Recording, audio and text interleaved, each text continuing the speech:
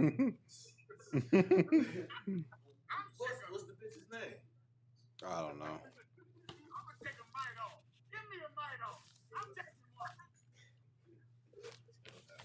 That Jim will have.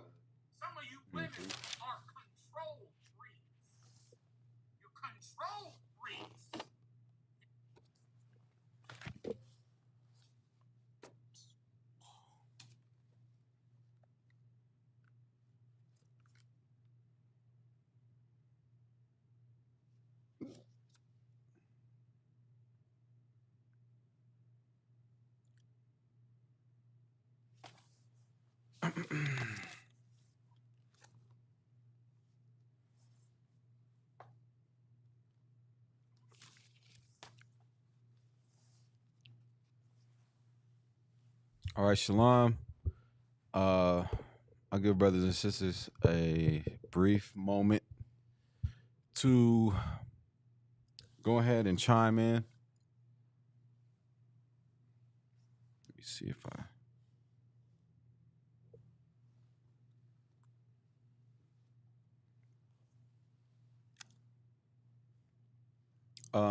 Shadrach, in that bag right there, I got some shades. Can you hand them to me, please? They're right here, this bag. I appreciate it. Mm-hmm. No, in the inside. Mm-hmm. If you could type 1 to let me know you can hear us clearly. There they are. What?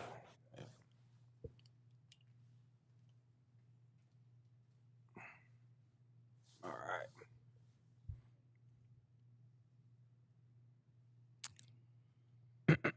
Make sure everything is good. Mm, mm, mm, mm, mm, mm, mm.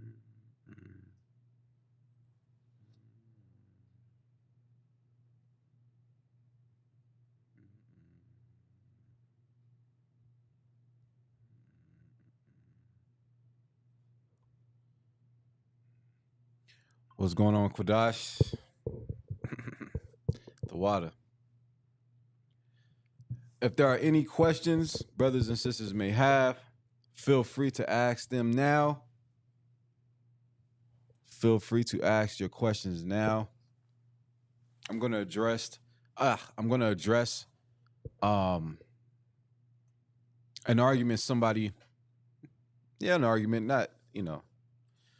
an argument someone made with what we teach. I'm gonna address that. I'll let that be known in just a second. Typical backlash we receive. So when you come into the truth, you learn how lost the world truly is. See, you learn that Christianity really has a stronghold on our people. It does. The belief that, first of all, I thank the Most High and Yahweh Shai, Commander Junior Hana, for this truth. And Commander Junior Hana for holding on to this truth to make sure that we can have the truth. Brother, if it wasn't for the ISUPK, all hope would be lost. I'm telling you. To believe that Christ died for everybody is really brain pollution. It's pollution of the mind. I can't say brainwash because knowing the truth is brainwash. My mind is clean. My mind is clean just like your mind is clean when you learn that Christ didn't die for everybody. The color of Christ does matter. Cornelius was not a heathen.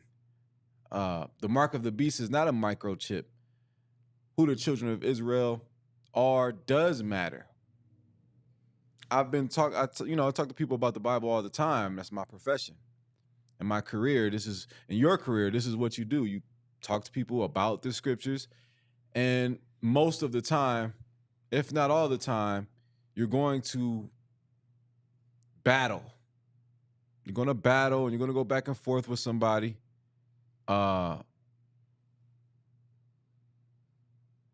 About the Bible. You understand? Government literally means control the mind. Okay. So the point I'm making is our people are victims of white supremacy blanketed by the name of Christianity. To believe that it doesn't matter what your nationality is white supremacy. You're a victim of white supremacy. Because the Bible teaches otherwise. What your nationality is very important to God. Because God has a chosen race of people. From Adam, there has always been a chosen people. There has always been a chosen line, descendants. You can't be a spiritual Israelite, Shadrach. You can't be a spiritual Israelite. You can't be a spiritual Ephraimite, a spiritual Gadite. You have to be born an Israelite. Now, being born an Israelite, Shadrach, just because you're an Israelite don't mean you guaranteed a seat on a chariot. It doesn't guarantee salvation, but it does guarantee hope. It does guarantee a chance at redemption. You can change your life. Not everybody can change their life. An Asian man cannot change his life.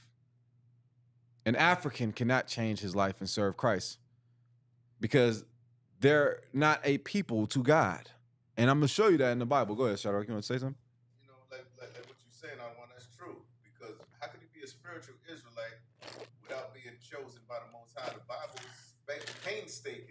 painstakingly and meticulously writes down who begat, who that begat, who that begat. Exactly. Why would you have a book of 1st and 2nd Kings? Those goes through the bloodlines. Why would they say Moses? You know, why would they say David? You know, yeah, the son of Jesse, the son of Nun. That's right. The son of him and the son of that. Mm-hmm. You know, it is painstakingly goes through that. If that's the case, then it wouldn't need to be those books in there speaking about who begat who, that begat who. So where the hell is that argument? Yeah, that's right. That's absolutely right. But that's Christianity in a nutshell. Let's first and foremost, if we have no questions online, right? Big ups to everybody checking in. Give me Romans 11. There's a misnomer in the earth. There's misinformation in the earth that the children of Israel don't exist. The children of Israel don't matter. You know, the Jews denied Christ, which is true. A lot of our people denied Christ, that he was Christ, and they had him crucified. That is absolutely true. However, what's also true is not everybody denied him. He had followers. He absolutely had followers, just like he has followers now. See, if you're in a Christian church, you don't follow the Christ of the Bible. You don't.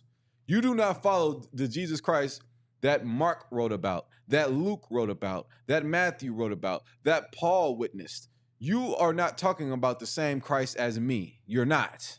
That's right. I talk about the Christ of the Bible.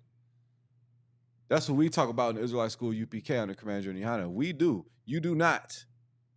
So yeah, you teach God loves everybody. That's not biblical though. You teach it doesn't matter if you're an Israelite or not. Okay, but that's not biblical. You can believe whatever you want to believe, but you can't say that you believe in the Bible and teach that nonsense because that's not biblical. Right. Number one, I'll show you that Christ has, or the Most High in Christ favor a particular race of people. Always has and always will. Let me show you Paul. Let me get Romans 11:1. Let's see what Paul said, who magnified his office, who taught Israelites who didn't know that they were Israelites, that they were Israelites. You didn't know that, did you? Right? You think the Gentiles was talking about all creeds and colors. That's not who Paul went out to teach. He went to teach brothers and sisters who did not know that they were of the royal lineage, that they were. Romans chapter 11 and verse 1. Mm-hmm. I say then, hath God cast away his people? Paul said, hath God cast to the Christian, Muslim, or whoever, who attempts to say that God has done away with the children of Israel. Go ahead, Ike. God forbid. God has not, meaning no. God has not gotten rid of the seed of Israel. Keep going. For I also am an Israelite. Paul doubles down and says, not only are the children of Israel not done away with, but also what? I also am an Israelite. See, you're a Christian, Catholic, Muslim, Seventh-day Adventist. The men of the Lord didn't claim any of those things. The men of the Lord, beginning with Christ himself and other glorious and honorable men that I'll mention, King David, King Solomon, Moses, Aaron, Paul, Peter, the disciples, Isaiah, Ezekiel, Micah, Zerubbabel, Nehemiah. They were Israelites. They weren't Muslim. They weren't Seventh-day Adventists. They wasn't part of the 3-year Pentecostal Burning Bush Baptist Church of St. Petersburg. They were Israelites. You see? Go ahead. Keep reading. Of the seed of Abraham. Of the seed of Abraham. Let me get 2 Corinthians 11 and 22 now. I'm going to show you again. See, people hear the word Israelite and they're so destroyed by the mainstream media and white supremacy. They hear the word Israelite, they think terrorists for some reason, which is, beyond me, right? We don't incite violence at all. We don't incite violence. We don't, promote violence. We don't harm people. But you hear Israelite, your mind goes to, because of, propaganda, your mind goes to hate group. When really, we're the ones who love more than anybody on the planet. Nobody on the planet loves more than the Israelite School, UPK, and the Commander Junior High. Nobody. We care about you. We want to see you clean off of drugs. We know you're not used to that. We know you're not used to having someone care about you. But in the ISUPK, we care about cleaning you up. We care about making sure you're clothed and you're housed and you're fed. And we care about making sure that you do something with yourself, clean yourself up. We do that. Beginning with Commanding General Yohana. We get brothers off the streets and clean them up and turn them into men of God. How do I know?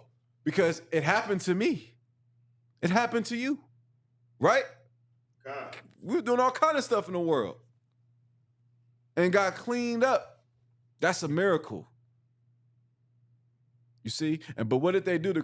What did they do when Christ did miracles? Does he cast out Satan with Satan? They started blaspheming. They started saying all kind of crazy things. Because, the world is not of the Most High. I'm going to tell you that right now. The world, its ways, the way people think in this place it irritates my soul, Shadrach.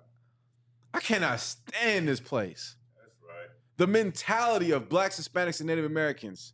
I expect a heathen to be a heathen. But you black men, you black women, you Hispanic men, you Hispanic women, you Native American men, and you Native American women, I expect way better from you. You should know this man is the oppressor and the and Shaitan. You see, Satan, the deceiver, the great deceiver, the son of perdition. You should know that, of course, he'll call us a hate group and try to make you dislike us when we're the only ones who give a damn about you. Right. That's what the devil does. Deceive. Their hate group. How the hell do you translate?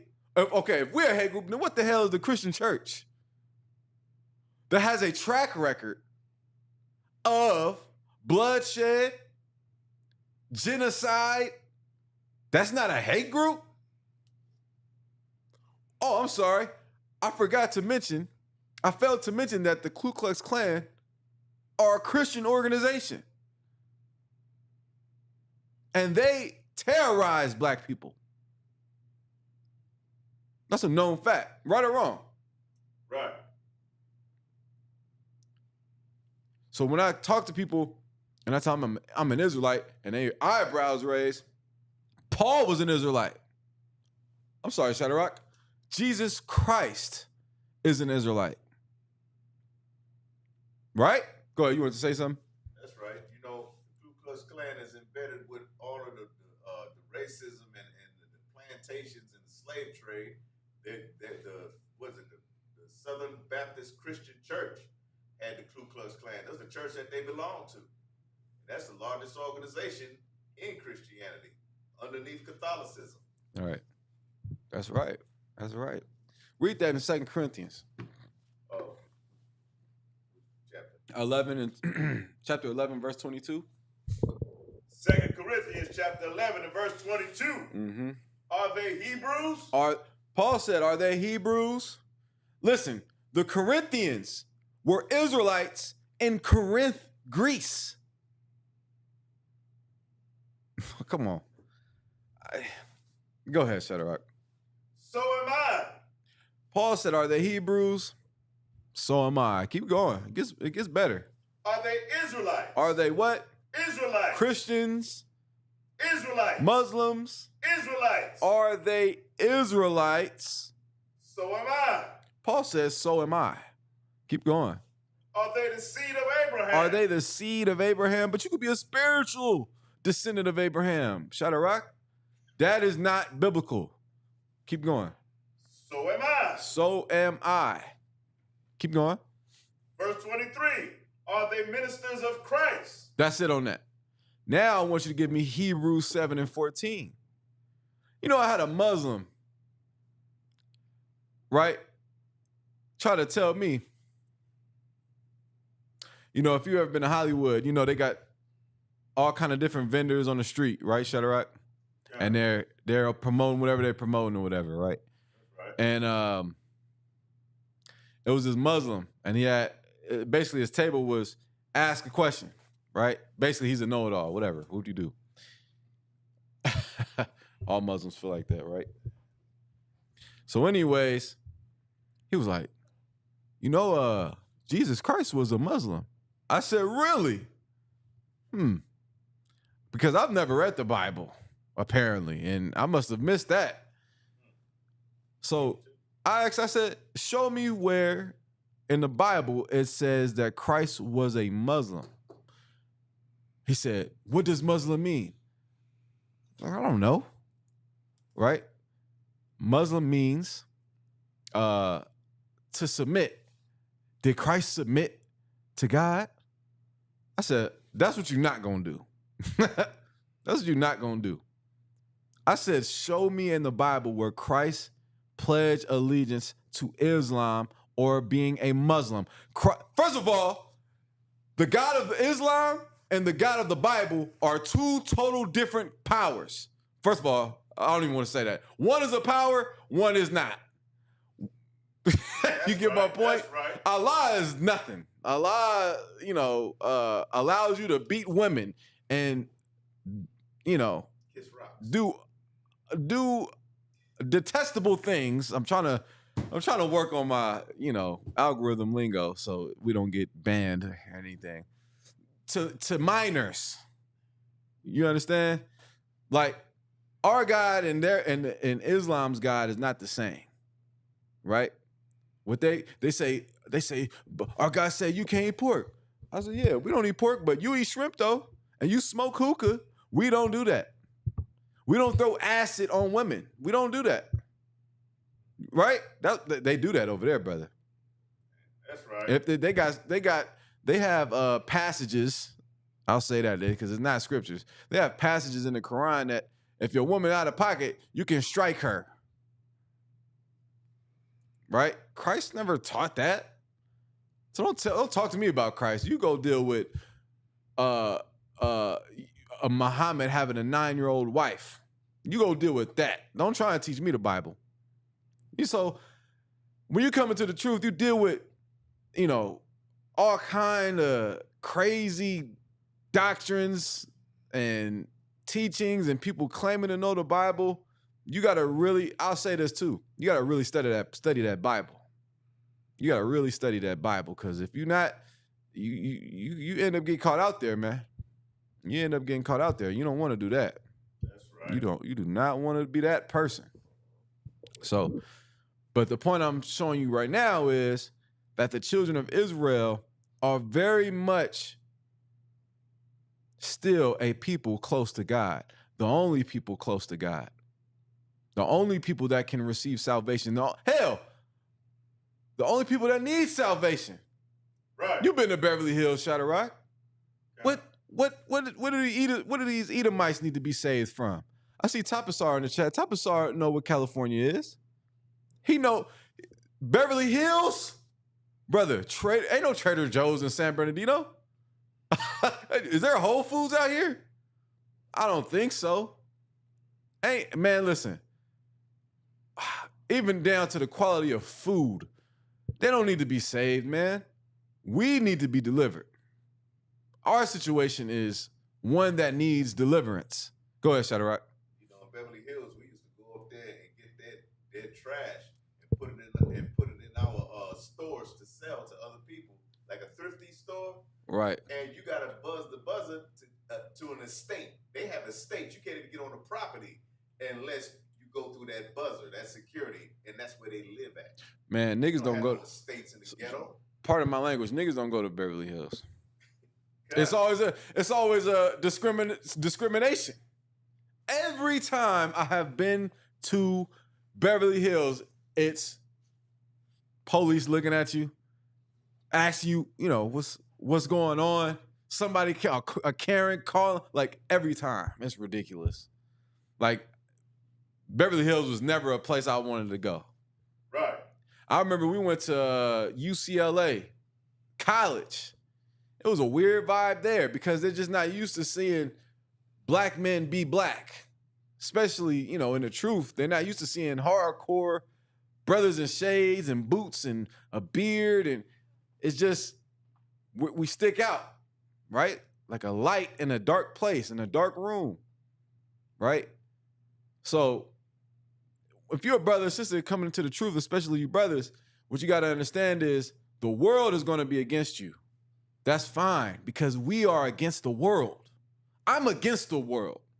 I'm against the propagating man on man, woman on woman. I'm against women shaking their tail on TV. I'm against that. Right.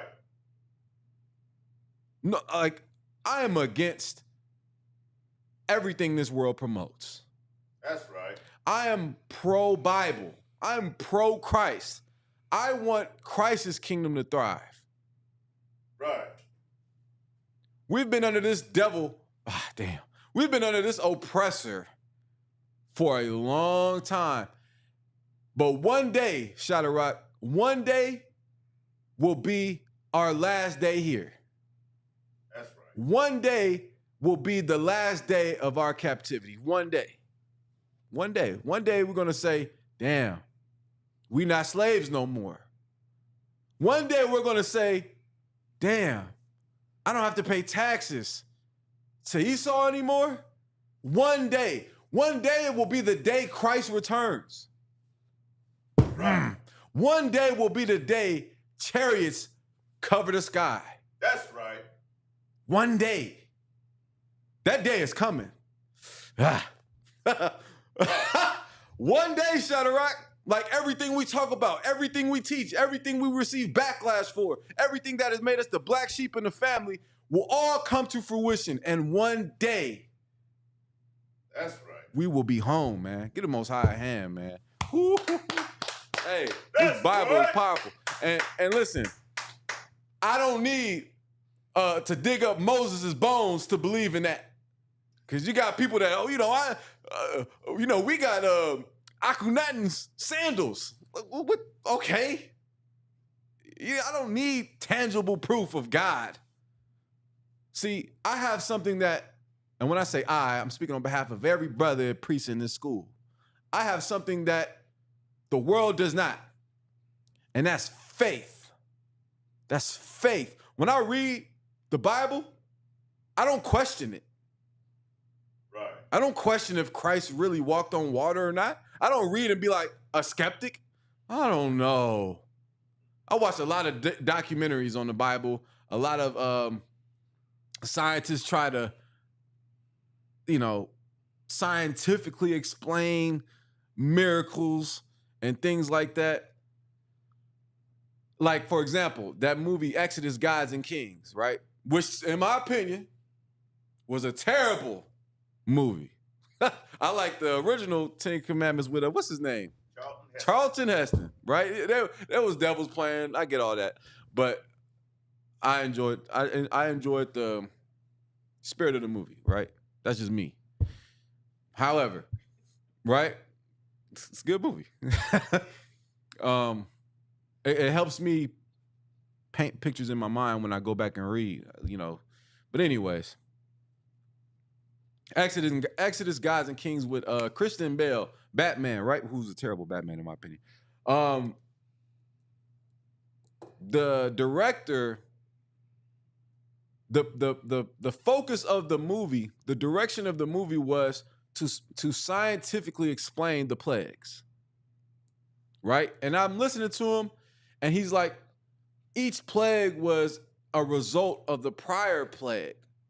Of course, frogs would come out of the river that was turned into blood because the river was turned into blood, and then of course after the frogs died, there's going to be tons of flies, and of course, and I sat and asked myself, I'm like, is he making a valid point?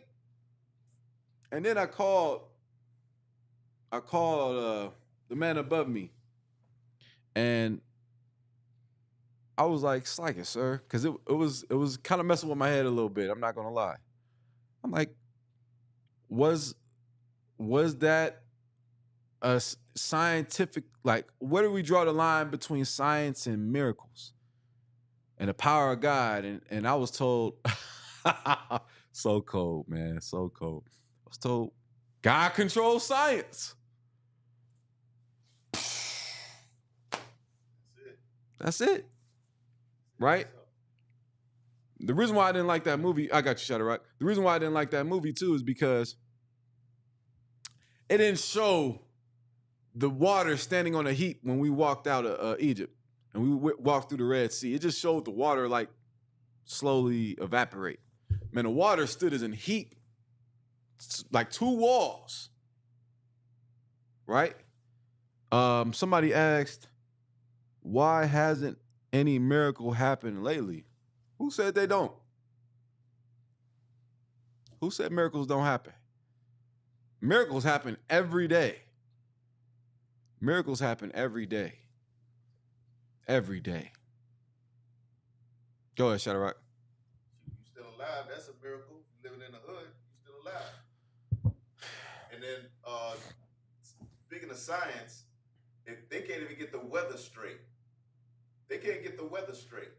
So how the hell are they gonna talk about scientific things?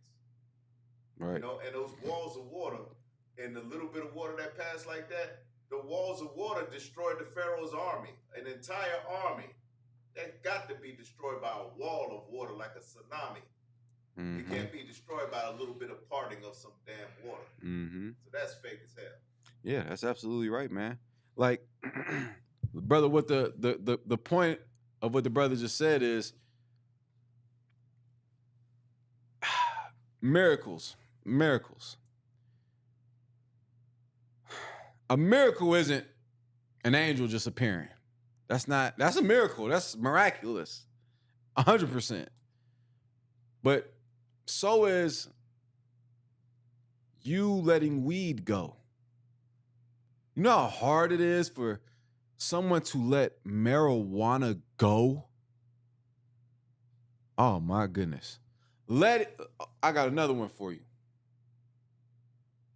One of the strongest miracles I've seen. I've seen ex-gang members from rival hoods stand at camp together. That is a miracle. It is a miracle to know that you're an Israelite today. It's a miracle. That's miraculous. When you consider the attempt to suppress the truth and knowledge of who we are, it's an absolute miracle. When you consider all the slavery and oppression and the stripping us of our culture, when you consider that, being in the truth, wearing a shield of David, wearing a mitre, for crying out loud, it's a miracle. Now, the miracles you black people, Hispanic people, Native American Indians want to see, you're going to see it real soon. You're going to see things that's going to blow your mind. I hope you're ready for that. I hope you're ready for that. Right? But for now, it's about faith. So I'm going to read Hebrews 11:1. It's about faith, man. It's about faith. If you don't have faith, then, maybe you just don't know what a miracle is. Maybe you don't. So I'm going to read Hebrews 11:1. I'm going to show you this, right? And there's a point I'm making. Hebrews 11:1. Now, faith is the substance of things hoped for, the evidence of things not seen. I don't need the bones of Moses to believe that Moses existed. I don't need that. I was reading 2nd Maccabees. If you have not read Maccabees, 1st Maccabees and 2nd Maccabees, I highly recommend that you do. And when I was reading 2nd Maccabees, a lot of times, if you're not looking up names and, understand the time period of what's going on, then you could be a little, what's going on. The first couple chapters of 2nd Maccabees, the scribes responsible for giving us 1st and 2nd Maccabees were explaining how important it is to have these records. And as I'm reading it, I'm like, this is insane. This is heavy. He said, yes, basically in a nutshell, the scribes were saying, this is some long chapters and we're going into detail, but it's important. We don't want to leave out or exclude anything.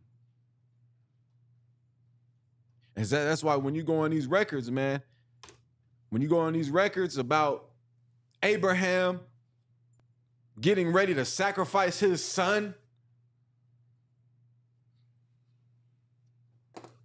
and right before he went through with it,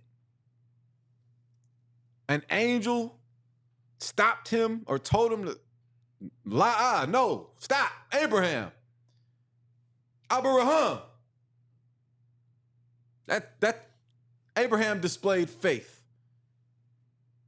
Moses displayed faith. Do you know how much faith it took to go to the king of Egypt? First of all, I don't think people really understand how big Egypt was.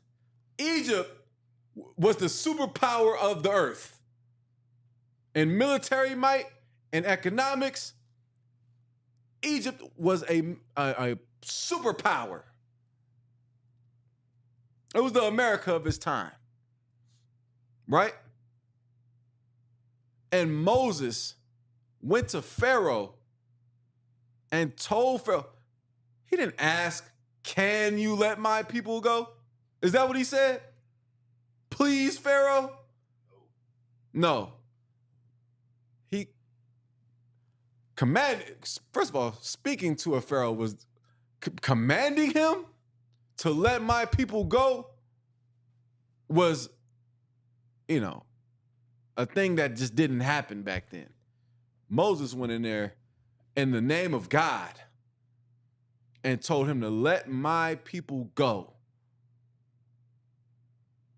And then, this is during the time where the term is, that's often used is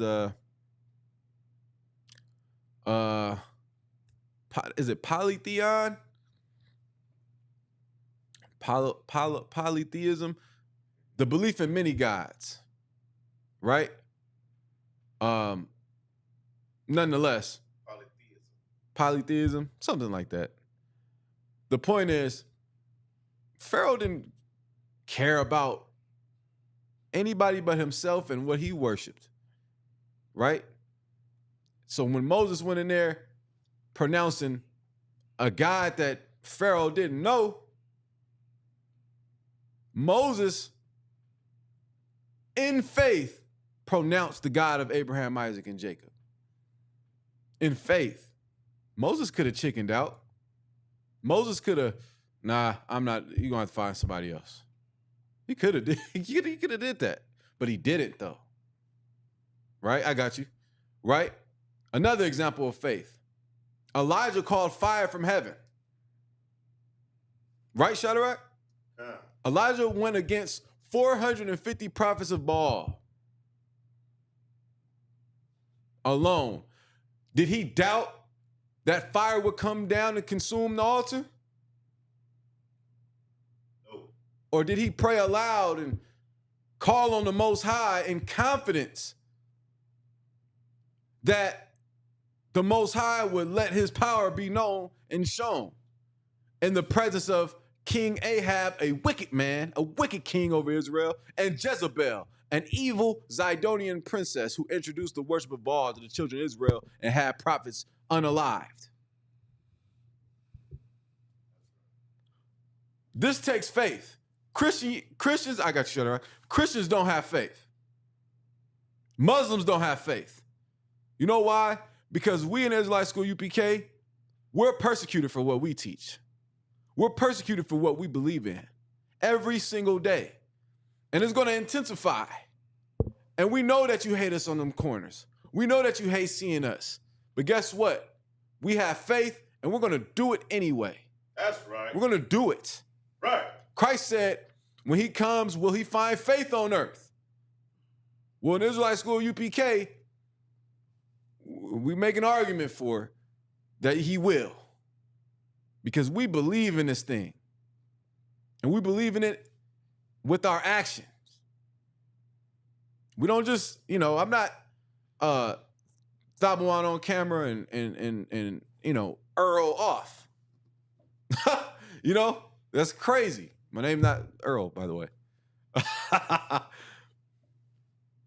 You see? Go ahead, Shadow. You want to say something? All right, we said polytheism.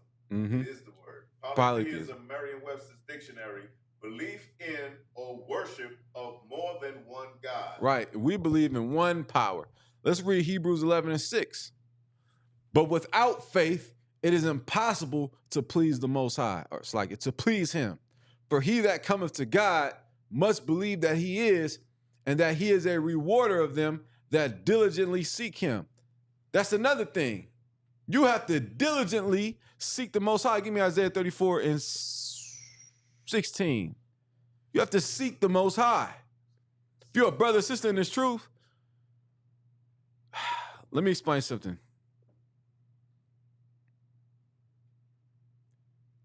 A lot of times, damn near all the time. Satan's going to attack your thoughts. Satan's going to, you're not nothing. You're a piece of garbage. You're, what are you doing here? You should go, I don't know. Satan be being Satan, right? Satan is going to be an adversary in your mind, trying to convince you to do evil. And, the sole purpose of a demon is to kill you. That's the sole purpose of a demon's job, is not to monitor you. That's not a demon's job. A demon's job isn't to knock over a cup in your kitchen. That's not a demon's job. A demon's sole purpose is to kill you. That's it. To unalive you. How do I know that? Give me Luke 8. Give me Luke 8. I'll jump straight to the point. All this ties into knowing you're an Israelite, man, is half the battle. Luke 8, and I believe start at 28. Let me see. Let me go there with you. I'm going to show you the sole purpose of a demon, an unclean spirit. The word demon isn't in the Bible, but the word unclean spirit is. And I'm going to show you the sole purpose of an unclean spirit. Our people, blacks, Hispanics, and Native American Indians, brother, unclean spirits run rampant in our people today. And that's why the Israelite School of UPK is so important, because we, in the name of Christ, in the name of Yahushua and Mashiach, go to war with your demons and kill your demons. You see? That's right. Give me Luke 8. I'm going to show you in the Bible what demons' main purpose is. In verse 28. Start at 26. Luke chapter 8, verse 26. You might have to come a little closer, Shadrach. To the mic, right? Yeah, there you go. And they arrived at the country of the Gadarenes, which is over against Galilee. Verse 27, and when he went forth to land, there met him out of the city a certain man which had devils long time, and wear no clothes, neither abode in any house, but in the tomb. Right.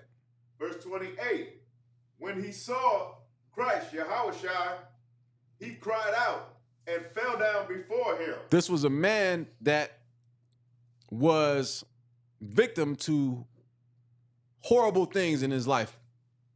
Clearly. He lived amongst the tombs. He had devils long time. He barely wore any clothes. Right?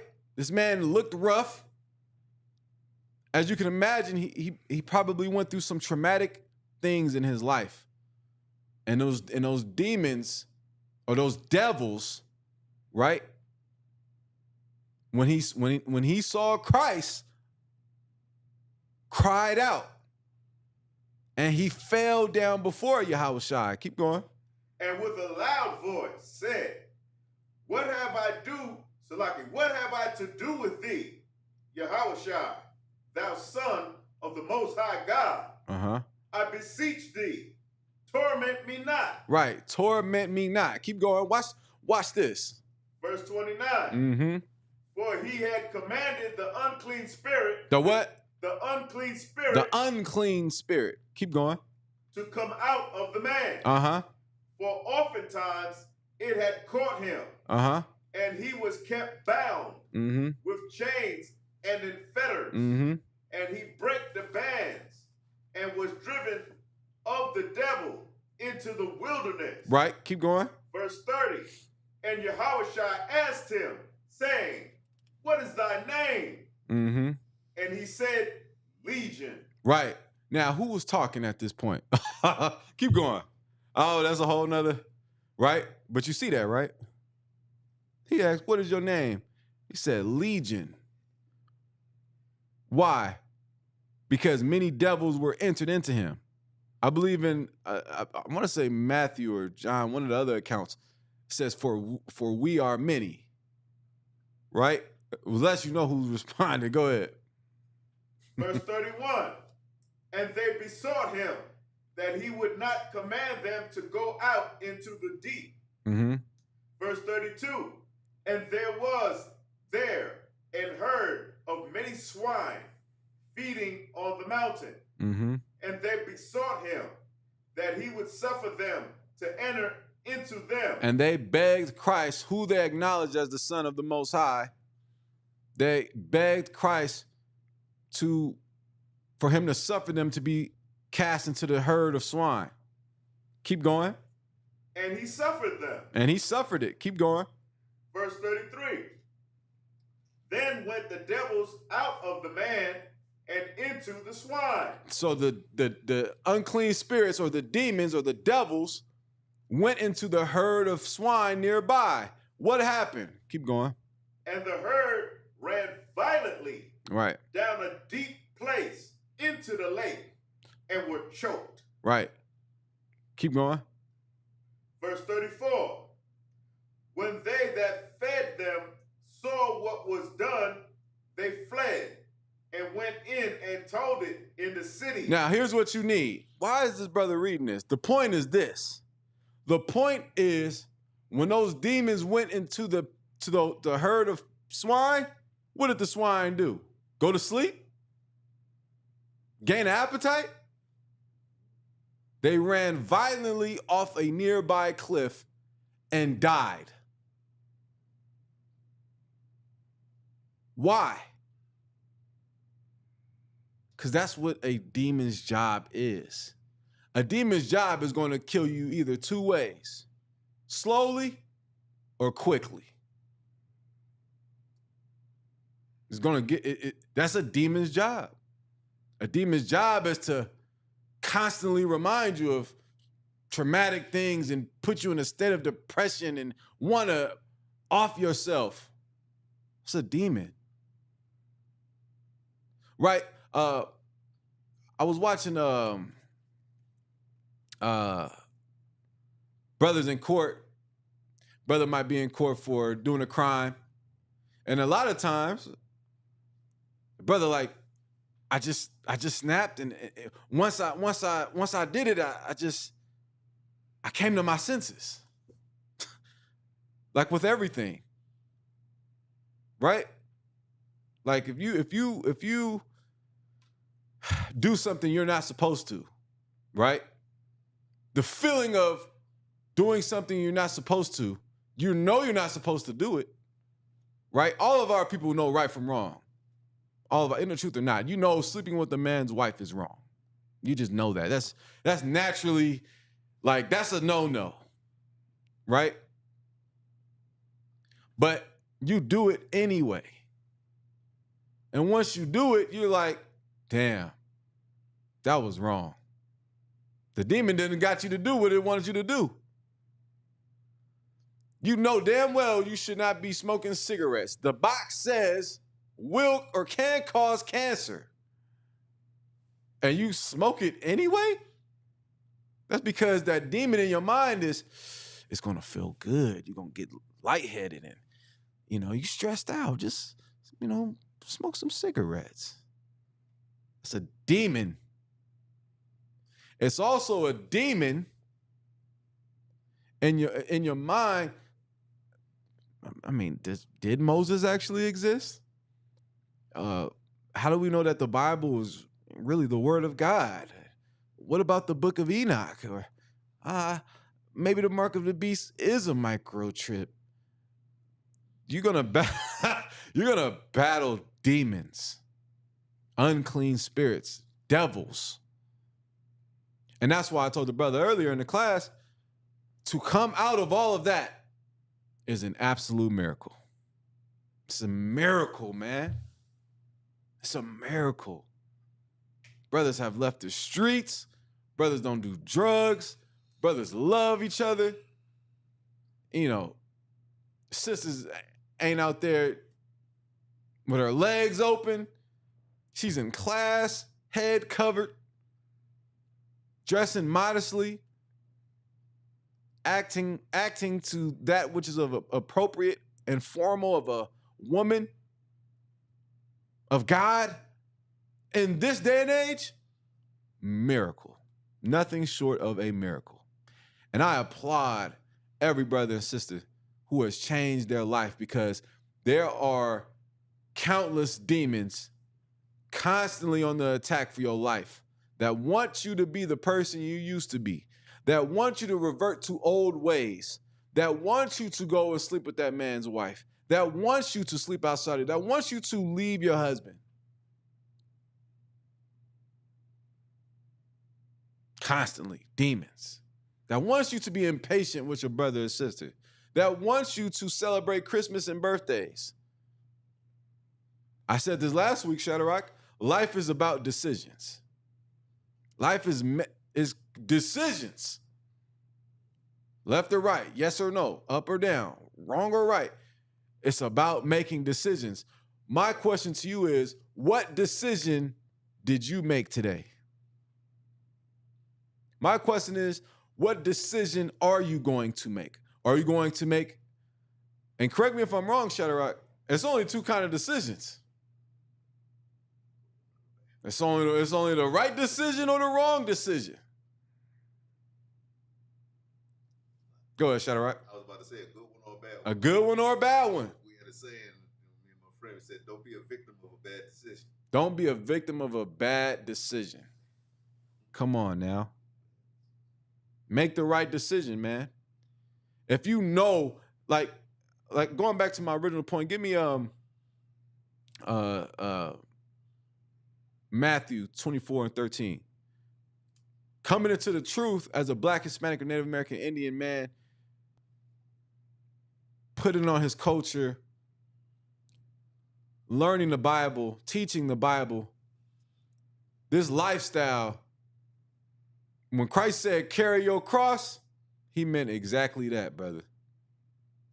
And I always imagine when he said, carry your cross, how that would have made the brother in the first century of Rome, who have witnessed brothers be crucified and carry their cross on the way to be crucified, how they took that. You understand? Like, damn, carry my cross. That's heavy. What do you mean by that? You know, like the brothers went during the time Christ first started teaching, man, brothers was troopers. You know, they didn't just go out, they went out and started teaching in the book of Acts. Right? For the most part. A lot of things they didn't understand. They would ask Christ, sir, what do you mean by that? Sir, what do you mean by this? Sir, we can preserve those the alabaster box of fine oils. Right? And these are things you learn from reading the Bible. But the point is, when you come into the knowledge of the truth and really serve the Most High, go ahead, priest. Oh, brother. When you serve the God of the Bible, man, it's going to come with backlash. It's going to come with your woman leaving you. A lot of times, when brothers come into the truth, with the woman that they was with in the world, and they came, and a lot of times, I'm just telling the truth, that woman don't stick around. And she gonna call you crazy. She wants to celebrate Christmas, and you're not going for it. You better not go for it. And we said this last week when we was talking about Job. Remember we was talking about Job? Okay. What I said about Job? I said Satan went to the Most High, and the Most High brought up Job, and Satan attacked everything Job had except taking Job's life. And I said, if you read Job, Satan attacked his children, his livestock, his property, his crops, everything, you name it. But one thing, his woman. Right? Why? And this is a lesson for sisters. Satan is going to creep in your mind to be a demon to your husband. You gotta fight that demon too, just like we do. But I always was fascinated by, wow, this woman, because she wasn't being a nurturing, caring, loving, kind woman to Job in the midst of adversity and affliction. She said, maintainest thou thine integrity in God? Curse God and die. Nigga, I'm saying how today, imagine a brother trying to serve the Lord, go to camp every week, and he's just hearing his woman's mouth, I can't believe you. It's always about those brothers. It's always about those brothers. You don't care about me. You don't care about your son. You don't care about your children. I'm going to take the kids, and you can go. It's either us. It's either me or the brothers. Constantly. That is one of the main things that happen. You come into the truth and your woman leaves. That's just what it is. You know, I would love for it to not be that way. But that's the condition of the battle. That is the condition of the battle. Christ said, let me get Matthew 7:13. If there are any questions online, feel free to ask your questions. Right? I'm monitoring the comments. Matthew chapter 7, verse 13. I believe it's 13. Is it 12? Enter ye. Yeah, that's 13. In at the straight gate. Enter in at the straight gate. For wide is the gate, and broad is the way that leadeth to destruction. Mm-hmm. Wide is the gate, and broad is the way that leadeth into destruction. Everybody's a Muslim. I remember I was battling a Muslim one time. He said, Islam has over 7.3 billion Muslims. I said, damn, that's a lot of Muslims getting ready to be destroyed. Right? That's right. He was like, keep going. And many there be which go in thereat. Man, being in the truth is not, it's not about how many, you understand? It's more people going to be destroyed than delivered. That is unfortunately, that's just for our people, man. If we don't get it together, you're not sneaking in the kingdom of heaven. You're not going to creep in unaware in the kingdom. Go ahead, Shadrach. And that's why it says in this precept, the straight gate. Straight means narrow. Mm-hmm. So a lot can't go through there. Yeah. Not going to be a lot in the truth. That's right. Now, give me 2nd Ezra chapter 7. Now, let's look at the straight. Esdras, listen, brother, if you ain't read Esdras, go read Esdras. I'm telling you. Big ups to my brother Ilatazar. Go read Esdras. Go read Esdras. Chapter 7, verse 1.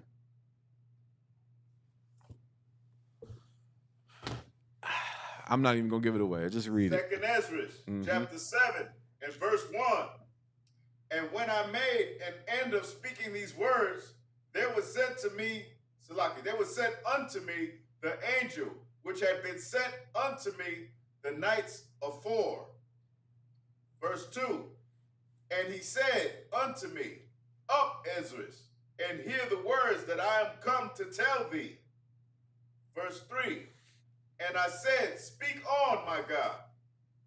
Then said he unto me, The sea is set in a wide place, that it might be deep and great.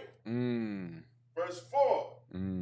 But put the case, the entrance, where narrow and like a river. Verse 5.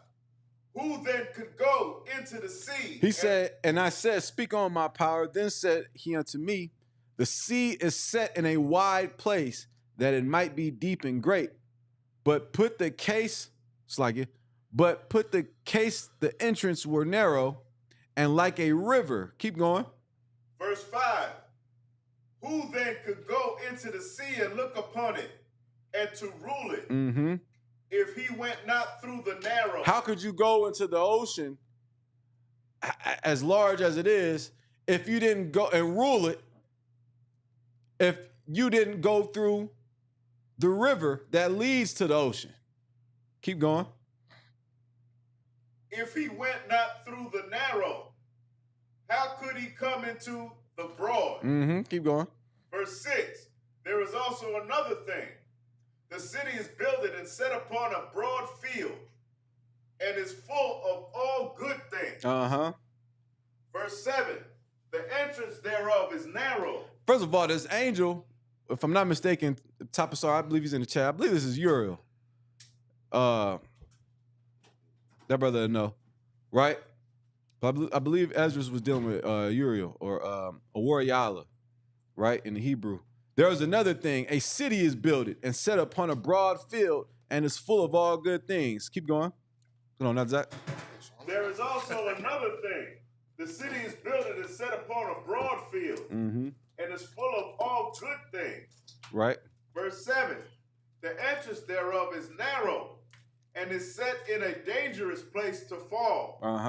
Like as if there were a fire on the right hand and on the left a deep water. It's like it were a fire on the right. Like you walking on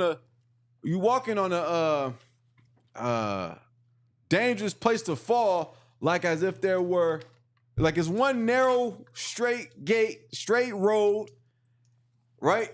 And then on the right is fire, and on the left is tempest, great waves of tempest, right? Keep going. A deep water. Keep going. Verse 7. If you fall off, if you slip, right? If you don't walk that path straight, if you go to the left a little bit, you're going to fall into the water. If you go to the right a little bit, you're going to fall off into the fire. Keep going. Verse 8. And one only path between them both, even between the fire and the water, so small that there could be one man to go there at once. That's how small the path is. Keep going. Verse 9. If this city now were given unto a man for an inheritance, if he never shall pass the danger set before it, how shall he receive this inheritance? Verse 10, and I said, it is so, Lord. Then said he unto me, even so also is Israel's portion. Right. Even so is Israel's portion. Are you following along? Even so is Israel's portion. That's what, you don't think Christ read the book of Ezra? Like a lot of times when Christ spoke, he was making references to the scriptures. Right? Back then, which would be what we have today known as the Old Testament. He would make reference. He says, straight is the gate that leadeth to life, roughly paraphrasing, right? Keep going. Verse 11, because for their sakes I made the world, and when Adam transgressed my statutes, then was decreed that now is done. Verse 12, then there were entrances of this world made narrow, full of sorrow and travail, but they are but few and evil, full of perils, keep going, and very painful. Here's the point, verse 13 and 14. Verse 13, for the entrances of the elder world were wide and sure, and brought immortal fruit. Here's the point. Verse 14, if then that they live, Salaki, if then they that live labor not to enter these straight gates, Salaki, these straight and vain things, they can never receive those that were laid up for them. Right. And we want that right there. What's laid up for us? What's laid up for us? The kingdom of heaven. Like the kingdom of heaven is going to be that exactly. I mean, there's only so many words I can say. The kingdom of heaven is you're on top. No more child support. No more abortion clinics. No more, adultery. No more strip clubs. No more tattoo parlors. A society that Yahushua, who the world calls Jesus Christ, runs and under the authority of the Most High, and we're not gonna be eating garbage anymore. The air is you're gonna breathe fresh air in the kingdom of heaven. You're gonna breathe real air. You're gonna hear Edomites tilling the ground. Right now, I'm gonna have this is my imagination. I'm gonna have Lord willing, I'm gonna have my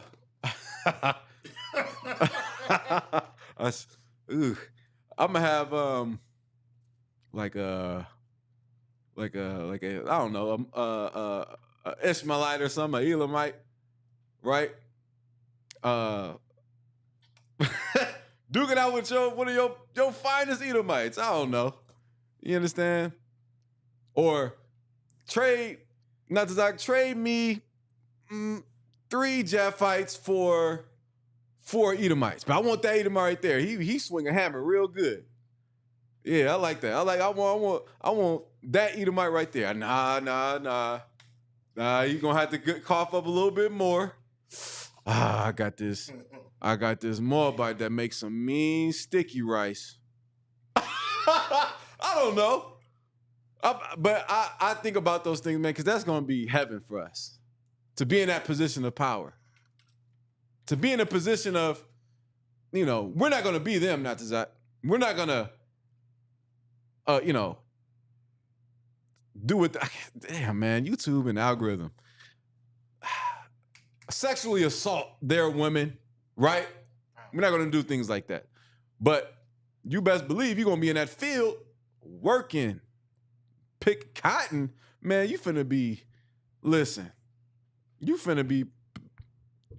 listen, man. I need the finest of the finest gold, emeralds, jewels. You're going to be in that field. And we're going to be enjoying life. We're going to live, not that. We're going to live, man. I really, I'm going to be 100% real right now. Camera on and everything. I literally think about these things. Look, I'm going to have, brother said, I'm going to have one named Earl that's going to be 6'8", 400 pounds, dumb as a paperclip. I want him. We're gonna make a trade. Let's make a trade. I got a 6'7" Edomite that'll, till the ground like it ain't never been tilled. That can dig a hole fast as the best of them. Right? He gonna look like the dude from the Goonies. That's crazy. But these are things, I'm being a little, humorous, but in all seriousness, this is going to be a reality one day. Can you get Isaiah 64:4 real quick, not Zach? The Bible says, he that leadeth into captivity shall go into captivity. He that killeth with the sword shall be killed with the sword. Jeremiah 30:16 also talks about those that led us into captivity going to go into captivity. Everything that I'm saying is biblical. I'm just having fun with it because I really believe. I know this is going to happen. You can't tell me ain't no God. You can't tell, brother. Listen, I don't care about who don't believe. I don't care about backlash. I don't care about persecution. Bring it on. Because at the end of the day, I know that all of this is coming. I know all of it is coming, man. I know Christ is coming back. Go ahead.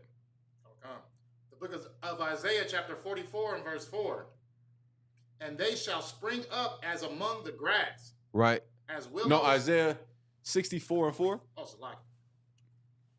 It's all right. The book of Isaiah chapter 64 and verse 4. Go ahead. For since the beginning of the world, men have not heard, nor perceived by the ear, neither hath the eye seen, O God, beside thee, what he hath prepared for him that waiteth for him. Man, and guess what? I want that. I want whatever God has prepared for the righteous. So I'm going to make the right decisions every day, just like all of us should be aspiring to do. We all met with temptations every day, right or wrong? Right? We all met with, I like you, but I'm going through a complicated situation. Nah. Right? You got to make the right decision and be like, nah, I'm good. Your old buddies in the world hit you up, man, I got some good stuff, man. Come smoke with us like the good old days. Or your woman might be like, let's celebrate. Why you didn't give me nothing from Valentine's Day? You gonna give me something, right? You gonna give me something, right? Right? You got to make the right choice, brother. You got to make the right decision. I'm not throwing away the kingdom of heaven and the reward of the righteous for no Valentine's Day. I'm not doing it. I don't think there's anything you can give me. I don't think there's anything you can do to persuade me that the kingdom of heaven is not worth it. You know, when Satan tried to tempt Christ, he said, what you got to die for? I'll give you all this right now.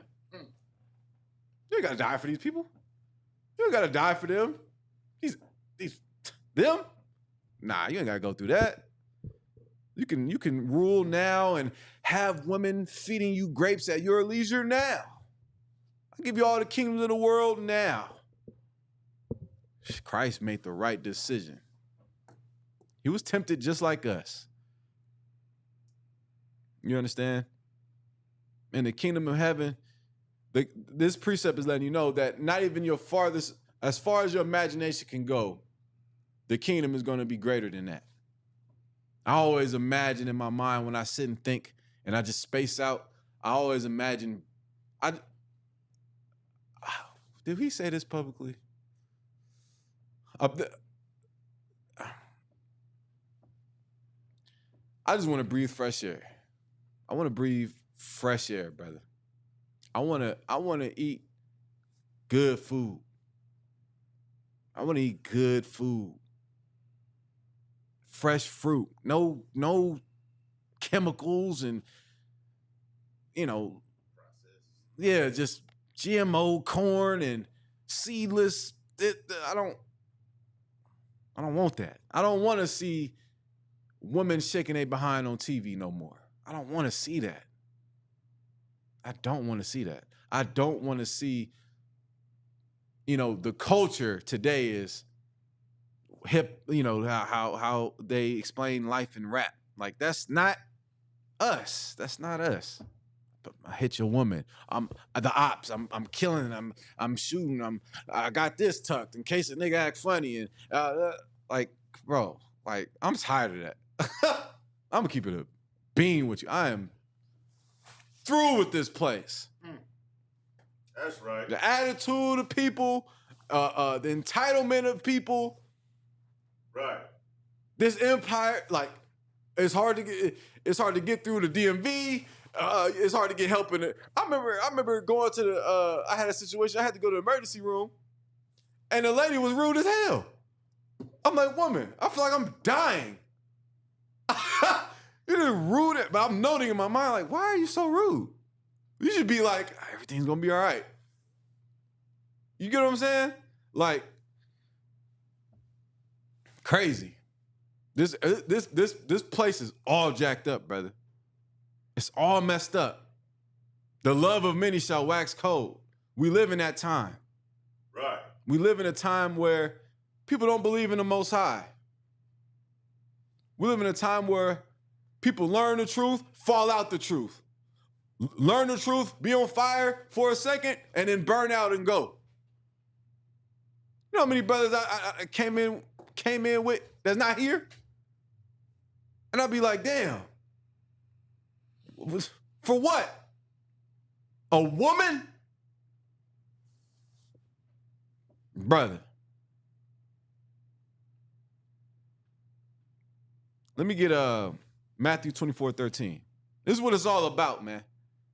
Only the courageous survive, man. Let the weak say I am strong. That's what Paul said. You gotta show strength. Your woman leaves you, let her go. That's right. she cheated on you with another man, let the hoe go. And the words famously quoted by General Hazayan.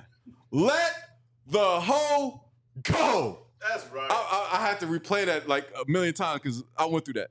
Let the hoe go. Right? That's right. Because of course in your mind, you're battling a demon of, man, I love her. No. Let her go. You'll be fine. Just like General Haas said, he's going to send you 2 or 3 more righteous women. Big ups to General Haas, man, because that saved my life. Right? 24 and 13? Yeah, she leaves you. Let her go. She want to take the kids from you? Fight. You're going to have to fight to see your kids. Then fight. You understand? It's just the condition of the battle. And that's with anything. Your job wants to fire you because of what you believe in. All right. And then you take the legal measures after that. Like, brother, everything is against you, damn near. Everything. Everything is against you. That's right. But be against everything. That's what I'd say. Right. I'm against a whore. I'm against it. I'm against her. I'm gonna leave you if we don't celebrate Christmas. I'm gonna leave you. You choosing the brothers. The brothers this, brothers that. What about us? Right? Brothers come over and want to hang out. She got a funky attitude, killing the vibe. Right? I'm not speaking Chinese. Even if I was, you still feel me. What I'm saying is not foreign. We deal with real life situations, real life persecution every day. You go to the doctor, you get bad news. You gotta clean this up. You gotta clean up your diet or whatever it may be. Any situation. Check engine light on. Whatever, man. Whatever it is. This world is meant to. I was scrolling on TikTok, like a lot of social media is fear-mongering. You know, what are we gonna do? They played a little creepy music. You know, America is getting ready to go to war. Do you have enough water stocked? Everything is just fear and just, you know. That's not life. You come into it. You got Matthew 24:13. Come. Read that real quick. The book of Matthew, chapter 24, verse 13. But he that shall endure unto the end. For a little while. Until the end. You got to endure until the end. The same shall be saved. Listen, you think if you leave the truth, things are going to get better? Honest question. You think if you leave, not Zach, you think if you going through hell and you leave the truth, you think that things gonna get better. You go back to being an African American, right? You know, like, no. It's gonna get worse. That's what the demon would tell you. Oh man, you ain't gotta listen to these brothers. And then you listen to those thoughts. And you leave your brothers. And you leave the truth. And you worse off than when you originally came in, man. You just through.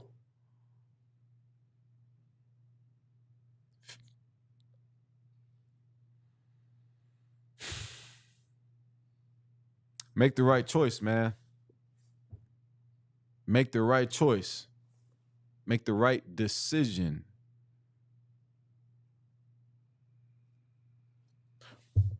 Read that again. The book of Matthew, chapter 24, verse 13. You got your apocrypha, Nazak? Can you read Ecclesiastes 2 and 1? Go ahead. But he that shall endure unto the end, the same shall be saved. He that endureth unto the end. Christ said, he that endureth unto the end. What is he letting you know? There's going to be things that you're going to have to endure. You're going to have to endure city council meetings. You're going to have to endure people throwing stuff at you at camp. You're going to have to endure being, advertised as a hate group on the media. You're going to have to endure your family outcasting you. You're going to have to endure that. You're going to have to endure the whore leaving you. You're going to have to endure it. You have to be a straight soldier. You're going to have to handle, and not only that, you're going to have to handle these situations like a true priest and prophet of God. That's right. You're going to have to deal with, you might hear bad news from a doctor. I'll be personal. I had a daughter. Doctor told me, your daughter's going to have Down syndrome. I said, damn. I went and prayed about it. And, and then for 9 months, I had to deal with, damn, how am I going to adjust to that? How am I going to, as a father, you're like, I don't care if it's Down syndrome or not. I'm going to love my child. But for 9 months, it was just trying to stress me. My daughter was born perfectly fine. I said,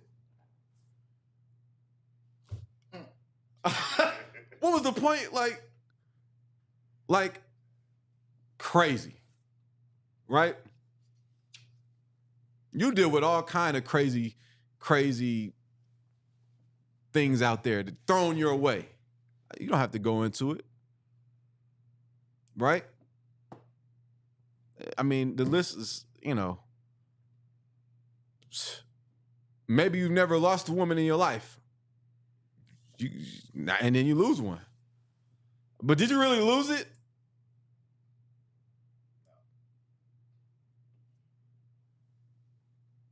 You know what I'm saying? Did you really lose that? Nigga, that's not slagging. That's not, you didn't lose anything. I believe the Bible says a righteous man escapes a wicked woman. I believe that's what the Bible says. I don't know who watching. No, I was playing. Oh, this for you. I don't know who watching out there, but I'm talking to you. Right? I'm joking. But in all seriousness, I am talking to you. So, give me that precept I asked. Ecclesiastes 2 and 2? 2 and... Can we start at 1? We can start at 1. Okay. The book of Ecclesiasticus, chapter 2 and verse 1. My son, if thou come to serve the Lord, prepare thy soul for temptation. If you come to serve the Lord, you come to put on black, yacht wine, right? You come to wear all black, shirt, headband, scarf, boots, pants, all black. If you preparing to serve the Lord, you want to go to camp, you want to go to class, you want to do these things, you want to go to events, you want to pass out flyers, whatever it is. You want to serve the Most High? Prepare thy soul for temptation. And who's the tempter? Satan. The tempter. Remember in Job, not Zach, when he came before the Most High, what did the Most High ask him? He asked him, have you considered Job? That you going too deep. Before that, he said, where's that? From whence comest thou? From whence comest thou? Like if I'm ever street speaking, if you ever catch it. Like a devil come up just being a devil. Mm-hmm. First thing I said, from whence comest thou? Right? If you go look at any of my street speakings, I'll do that. From whence comest thou? But what does Satan say? From going to and fro throughout the earth? And then Peter elaborated more on that and said, Satan, as a roaring lion, goeth up and down, seeking whom he may what? befriend, devour. And he could devour you through your woman. He could devour your supervisor. He could try and kill you anyway. But it's your job and responsibility throughout all persecution, all temptation, all things that must be endured. It is your sole responsibility to pull through, to push through, make the right decisions, and be faithful to the Lord. That is your number one sole purpose. A demon's sole purpose is to kill you. Your sole purpose is to live. Is not God the God of the living? And you live if you make the right choices. Go ahead, read that. Verse 2. Mm-hmm. Verse 2. Set thy heart aright and constantly endure. You have to constantly endure, not to Zach. You might hit what you think is rock bottom. And it might be.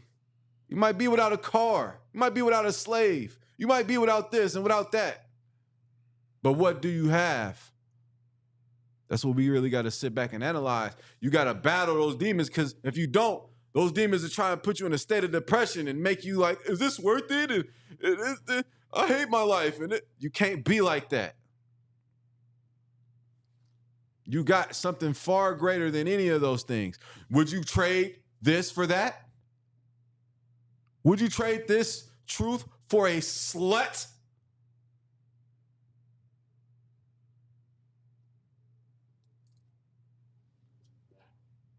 Maybe you should ask yourself that. Maybe that'll help you get over it. Maybe that'll help you fight. That's the fight. Put things into perspective. I'm going to be so honest. On camera or not, I could not, and I'm not just saying this, like, I really mean this. Like, I cannot imagine life without y'all. I really couldn't. The crazy amount of times Cam Gadolhar has looked out for me, Natazak has looked out for me, Shadarak has looked out for me, vice versa, talking on the phone. What the hell's in the world? Right. That's right. I look forward to going out with Cap on Saturday. I look forward to seeing y'all on Saturday, the camp, and doing skits and breakdowns. And I look forward to those things, man. That means that keeps me alive. Right. That keeps me alive. Shadow Rock coming up and tell me about how it was in the 70s. Let's go. I remember, hey, if Regalia's watching, man, I remember a funny story, right? I remember, this is what keeps me alive. I remember when it was my first Passover. Shadow Rock, right? Oh, man. So, Shadow Rock, where you from, Shadow Rock? Brooklyn, New York. And listen, I said that because I already know. Because he tells me every day. Right? So we land. And we land in New York. Shadow Rock got the rental. It was me, Regalia, a few other brothers. It was like a 6-hour flight. Right? And I'm tired. We all tired. I'm in the back seat. Regalia in the front. Shadow Rock is driving. We driving to New York. I'm like, wow, this is crazy. It's nighttime. Sleepy. Then Shadow Rock is just, he's just reminiscing. This right here, this is where this happened. And this over here, man, we used to be on the back of the bus. And over here, this is where, and we just listening. And then I fall asleep.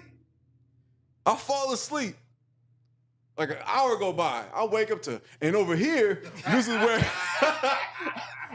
and this is where, yeah, damn right. I'm like, damn, he is happy to be in New York. Give it up for that brother, man. You understand? That's an outstanding brother. I can go on and on about how amazing the brothers in the school are. I can't even tell you how many times I call somebody at 2 a.m. Don't do that. I mean, if you got to, if it's an emergency. But I call, if I'm reading, Cap Slacker, sir, what does this mean? And he answers. He calls me, he hits me, he lets me know. You know, it's like, sir, how do I deal with this? How do I deal with that? How do you leave that? Because you want to celebrate Easter? Easter, Christmas, your birthday. You want to celebrate your birthday. You want to be Mexican. You want to celebrate, what's that called? Cinco de Mayo. The Day of the Dead. That's what you want to do. That's what you want to do. You know, we not in the same mindset. The men I'm in here with, we're gonna do it for real, man. We're gonna deal with the everything that come our way, and we, more importantly, this is the last thing I'll say. Everything you go through, everything Natazak goes through, Shadrach goes through, what I go through, what any of us in the school go through,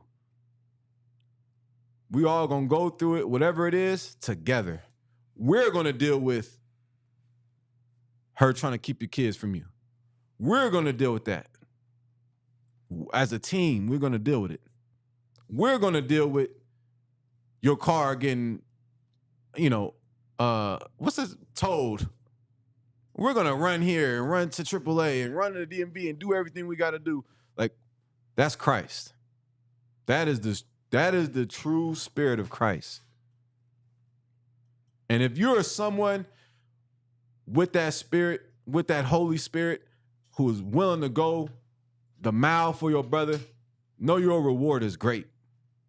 Know your reward is coming, man. Real talk. Don't let Satan and demons and people and evil people try and steer you off the right path and that straight gate with the deep water on the left and the fire on the right. Don't fall off that path. The reward is coming, man. Paul said, let us therefore labor to enter into that rest. So I want to say Tawada to Commander General Yohana for allowing me to be around such amazing brothers and sisters. Right. Allowing me to be introduced to Captain Gadalhar, allowing me to know Captain Quam, allowing me to know the Wagabar, allowing me to know Regalia and Lahab and Natazak and Karatazai, allowing me to be able to know the Captain Tazariaks and Captain Katazais and the Captain Sakawars and different brothers and sisters. Hell, my rib, allowing me to be in the Israelite school, UPK, under Commander General Yohana, where I don't have to worry about someone, you know, mistreating me and being evil and, like, you know, I appreciate it. I really do. And the scripture says, observe the opportunity. Like, man, we you know, it's the place. You know, and if it's the place, man. This is the place. I don't care what nobody say. A lot of times, like when I was younger, not that I'm, you know, old, but I used to, like, you know, somebody be like, you can't have more than one wife. And I'm ready to, and I will, especially if we're teaching. I'm going, what you mean? Exodus 22:16, Deuteronomy this, I'm gonna go there with you. Now I'm like, all right, then don't. You don't wanna have more than one wife? Don't. You don't believe in that? Okay. What you want to go back and forth? Like, you're not, like, I don't get any glory from defeating you in battle. Like, you're nobody. Now, excuse me while I go talk to these women. Like, what are we talking about? That's right. So, I mean, you know, we're men in here. I'm sorry. We're men in here. Right? I've seen brothers, I'm about to wrap it up. I've seen brothers come straight from prison and go and could have went to the streets, not to Zach. Right? And serve the Lord wholeheartedly. Brothers will sit there with you at the hospital. You might be in the hospital, need some work done, some surgery, and a brother gonna sit there with you. That's a miracle. That's the Lord. That's right. That's the Lord being with you. Would you want an angel to manifest? You want an angel and with brothers right there.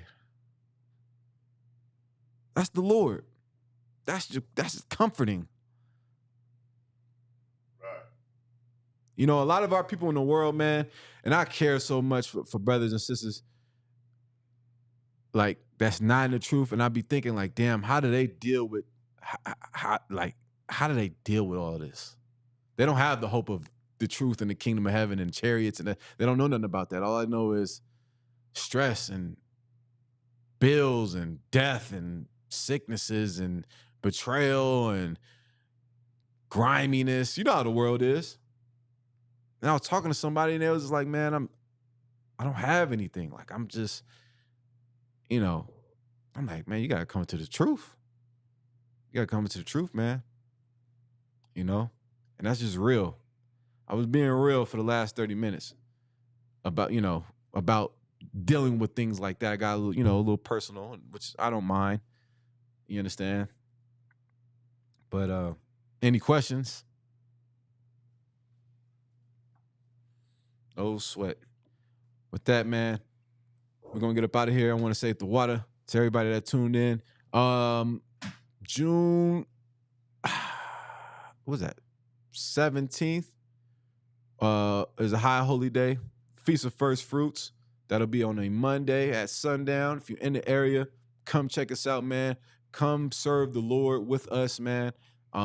Get down with your brothers and sisters, man. It's gonna be food, and drink, beverages, games, stuff for the children to do. You name it, man. And I just want to say the water to Commander Junior Yohana, the water to all the brothers and sisters in the school for being great examples and motivation, because you all motivate me. You all motivate me in ways I cannot explain, and I am grateful to be here in the ISUPK, and you should be too. And with that, I'm going to say shalom.